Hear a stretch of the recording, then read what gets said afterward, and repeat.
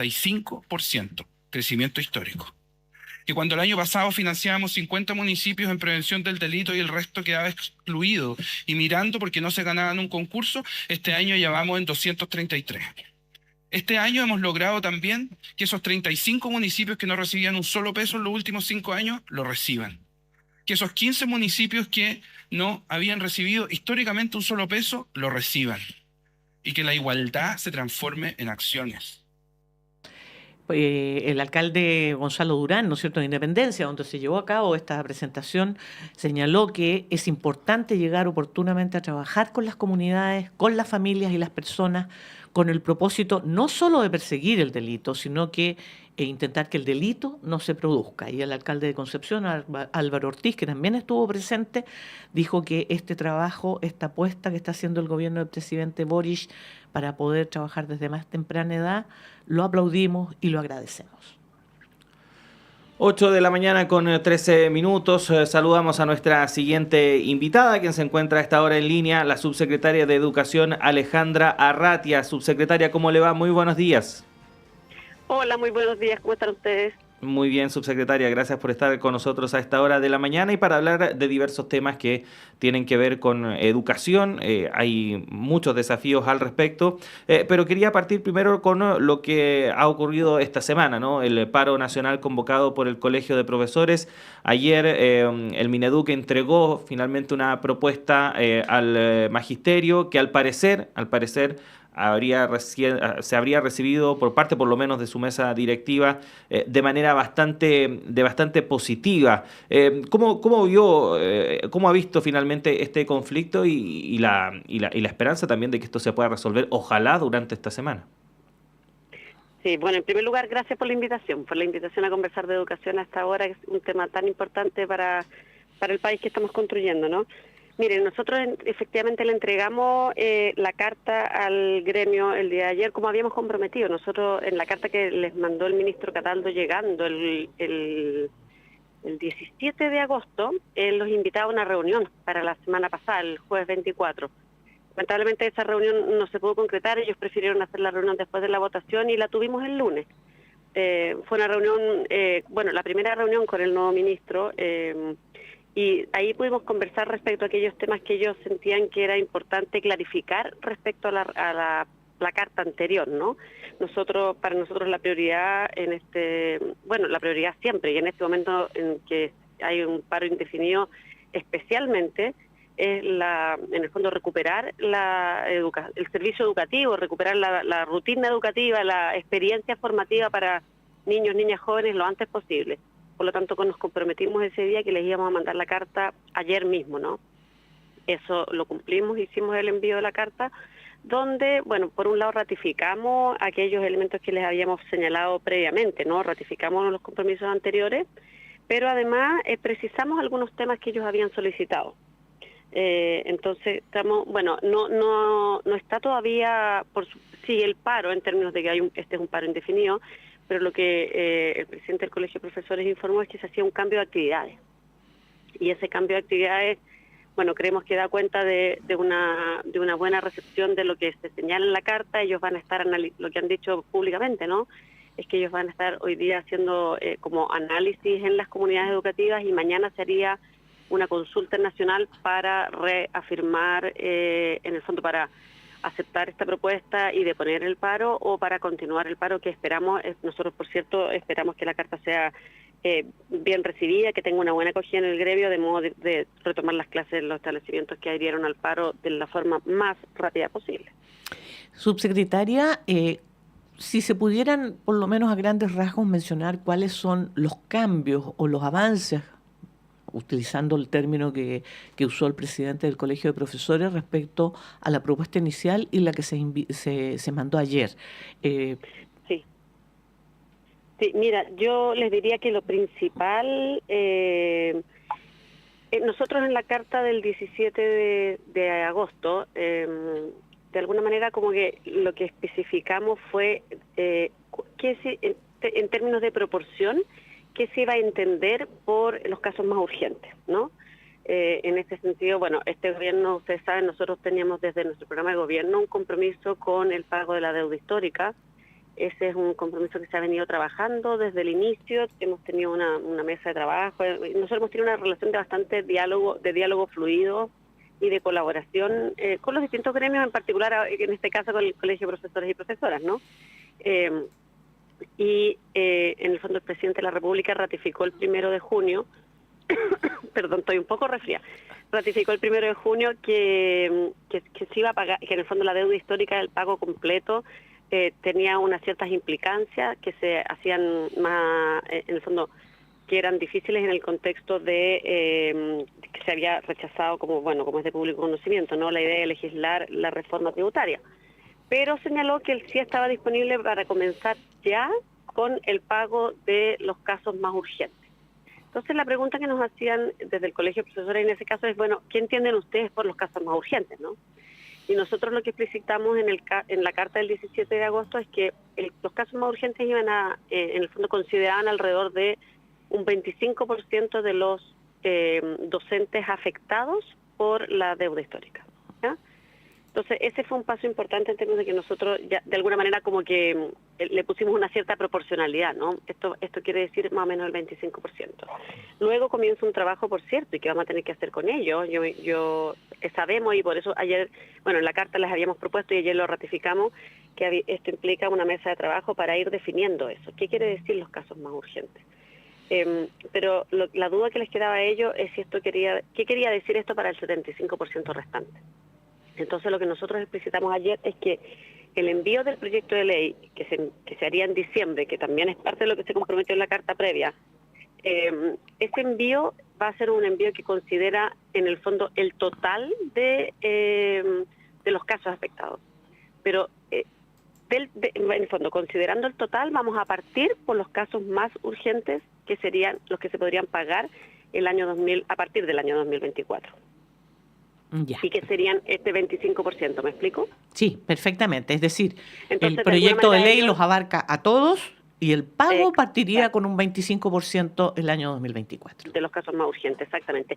Y un proyecto de ley, por supuesto, que viene toda una etapa de definir, de alguna manera, las especificidades, ¿no? ¿Cómo se va a abordar esto? ¿Cuáles son los montos involucrados? ¿Cuáles son las condiciones para poder desencadenar los pagos? Todo eso son un entramado, digamos, legal que, es parte del trabajo prelegislativo que tenemos que hacer y con el compromiso de enviar este proyecto en diciembre. Uh-huh.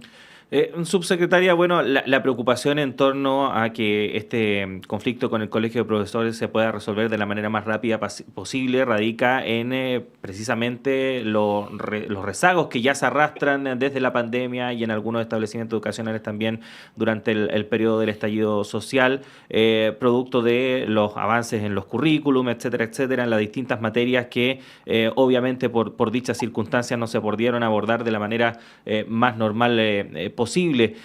¿Se ha hecho un esfuerzo por parte de este gobierno en avanzar en esa recuperación? ¿Cómo ha ido ese proceso, subsecretaria? Sí.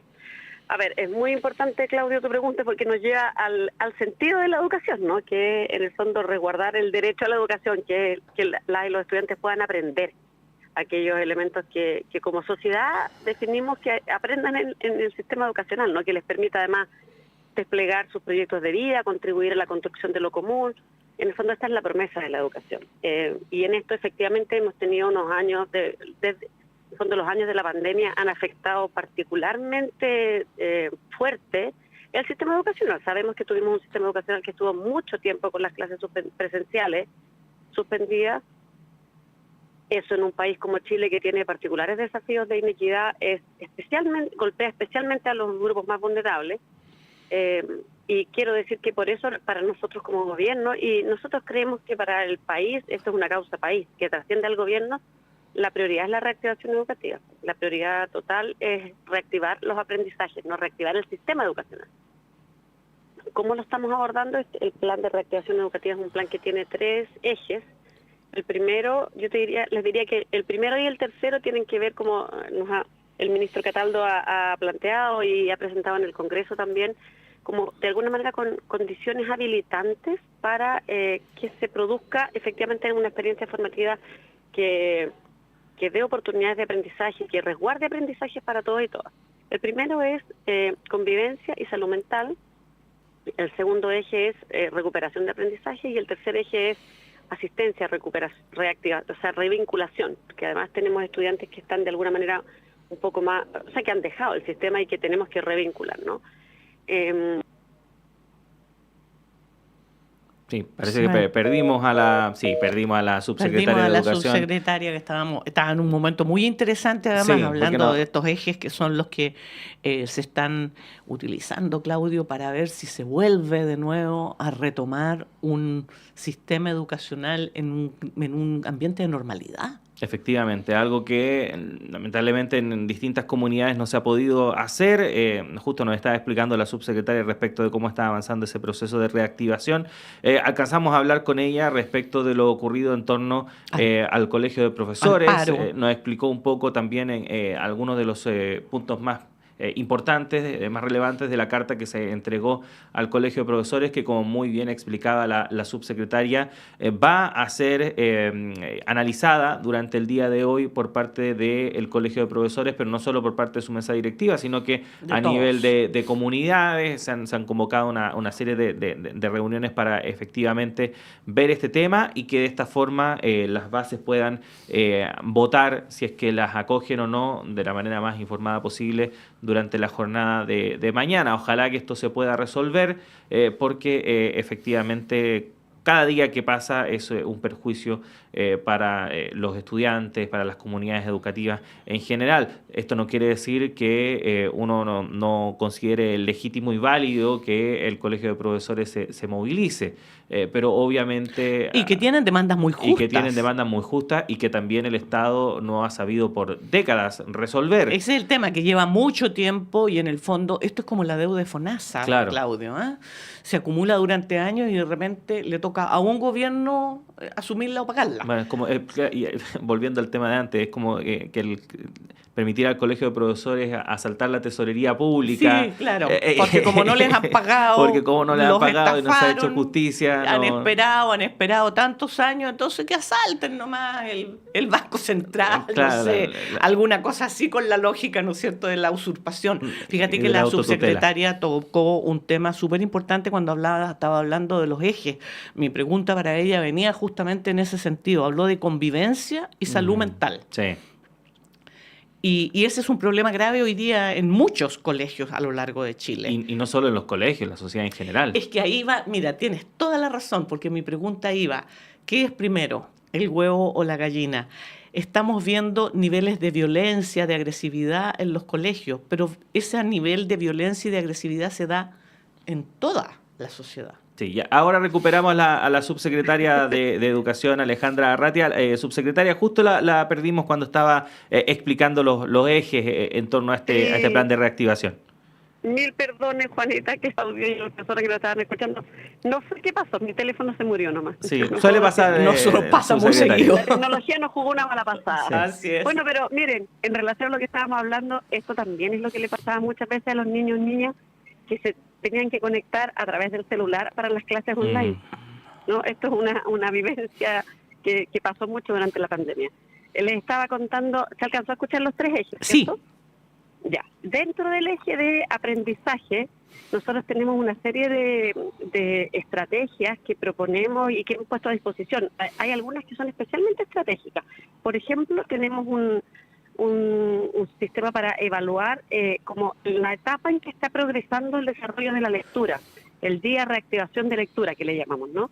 Así le pusimos porque día es diagnóstico integral de aprendizaje, que son las pruebas que tiene la Agencia de Calidad de la Educación, pero este es específicamente un día vinculado a el desarrollo del aprendizaje. Entonces, lo que hace es de alguna manera un cuestionario, un test que llenan los niños online, que también se puede imprimir y lo pueden hacer en papel, digamos, y que le dice a las y los profesores en qué etapa del desarrollo de la lectura están los niños y niñas, y por lo tanto, cuáles serían, de alguna manera, como las estrategias pertinentes para fortalecer el aprendizaje. Ustedes saben que las estrategias no siempre son las mismas. Un niño que está, por ejemplo, recién deletreando, recién codificando el sonido de las letras, es distinto que un niño que ya está pudiendo leer, pero que todavía no está comprendiendo tan adecuadamente lo que lee. Entonces, esta es una estrategia que permite evaluar por un lado y que después disponibiliza alrededor de 50 metodologías, estrategias que les hace posible trabajar específicamente en el nivel del desarrollo de la lectura en que están los niños y niñas. Esta es una estrategia que ha sido ampliamente usada en el sistema educacional, que es de segundo, es que para el primer ciclo básico en general, porque bueno, es para el desarrollo de la lectura, ¿no? Entonces, esa es una estrategia muy importante. En paralelo tenemos todo lo que es el Plan Nacional de Tutoría. Ustedes saben, convocamos a la ciudadanía a ser parte de este gran plan nacional. Tenemos ya llegamos a la meta de 20.000 inscritos. Ahora estamos avanzando en los que han pasado todo el proceso de selección, formación, porque ustedes saben que esto requiere un apoyo importante. Y tenemos un poco más de 5.000 niños que ya están con su tutor o tutora trabajando, ¿no? Esto es bien importante decirlo, quiero recalcarlo porque es importante en la clarificación. Estas tutorías no reemplazan en absoluto la labor docente. Lo que buscan, todos sabemos y probablemente nos vamos a acordar de o cuando nosotros éramos niños o de algún niño o niña que tenemos cerca, que para el aprendizaje es muy importante que adultos significativos nos acompañen en este proceso, ¿no? Así es. Nos pregunten cómo nos ha ido, nos puedan leer, por ejemplo, o nos puedan... aclarar alguna duda. Exactamente, motivar, preguntar en el fondo qué se necesita, qué apoyo se necesitan, etcétera. Y eso, ese es el rol que buscamos con este tutor, tutora, que vaya acompañando en el desarrollo de la lectura, en el desarrollo también de confianza en el aprendizaje. Y eso estamos avanzando. Creemos que es muy importante como poder llegar específicamente a todo el país, a donde hay niños y niñas que puedan en el fondo verse como apoyados por alguien, por un tutor en este caso, o tutora. Subsecretaria, se nos acaba el tiempo, pero necesito preguntarle esto porque usted mencionó el eje de convivencia y salud mental. Y es muy, muy, muy importante porque hemos visto, ¿no es cierto?, los niveles de violencia que se producen dentro de ciertas comunidades de colegio. Pero esa violencia, esa agresividad está expresada en toda nuestra sociedad, lamentablemente, hoy día. Y la pregunta es la violencia que permanece y que está latente en toda nuestra sociedad la que en el fondo termina permeando los colegios y afecta a los niños, niñas y adolescentes? ¿O es al revés? Estamos se están formando niñas y adolescentes muy violentos que terminan siendo adultos violentos. ¿Dónde parte? ¿Cómo lo solucionamos? En ciencias sociales siempre estas preguntas son complejas porque no es que es difícil decir parte aquí o parte en el otro lado. Es muy importante lo que tú planteas, Juanita. En el fondo, la escuela de alguna manera plasma lo que ocurre en la sociedad. La escuela no es un espacio impermeable a lo que está ocurriendo en la sociedad. Yo siempre comento, los docentes, los asistentes de la educación que trabajan en esa escuela se vienen en transporte público o en bicicleta o en auto, pero llegan a la escuela como en una sociedad, ¿no? Los niños y niñas que estudian en esa escuela también, y por lo tanto lo que está ocurriendo en la sociedad se plasma también en esa escuela. Ahora, la escuela también tiene el poder, pero eso no es un poder como mágico, ¿no? De poder ir revirtiendo eso. Pero eso se trabaja con sistematicidad, fundamentalmente además se trabaja con culturas escolares que puedan como mostrar que es posible tener otra forma de relacionarse, que puedan mostrar que es posible, por ejemplo, resolver los conflictos de otra forma, que es posible manifestar que yo estoy en desacuerdo con algo y resolver esas diferencias de otras formas, ¿no? Y eso es algo que tenemos que fortalecer, porque ciertamente no estamos al debe con ese aprendizaje, ¿no? Nosotros lo estamos trabajando en el eje A Convivir se aprende, en el eje de convivencia y salud mental. Tenemos un programa que se llama A Convivir se aprende, que en este momento, el año pasado partimos, estaba en 60 comunas, ahora estamos en 100 comunas, el próximo año esperamos llegar a 160, ¿no? Donde vamos trabajando en red, además, porque este es un aprendizaje que se produce mucho en la interacción con otros. Las personas aprendemos mucho en base, claro, es verdad, a lo que leemos, vestimos, escuchamos, pero aprendemos fundamentalmente en relación a lo que vivimos.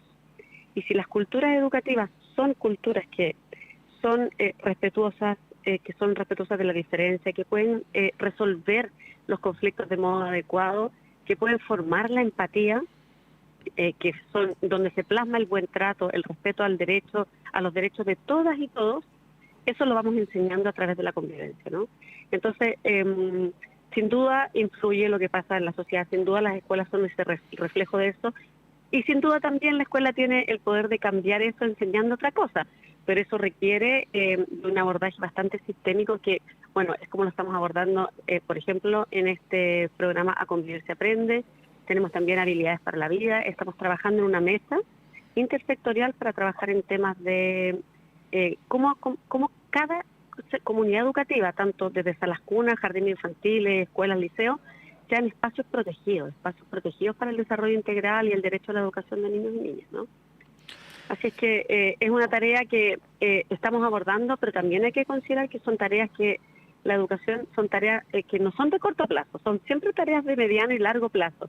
Entonces hay que perseverar y mantener estas culturas de buen trato, de respeto, de una convivencia que sea que acoja a toda la diversidad de personas y que además resguarde el derecho, los derechos de todos los niños y niñas.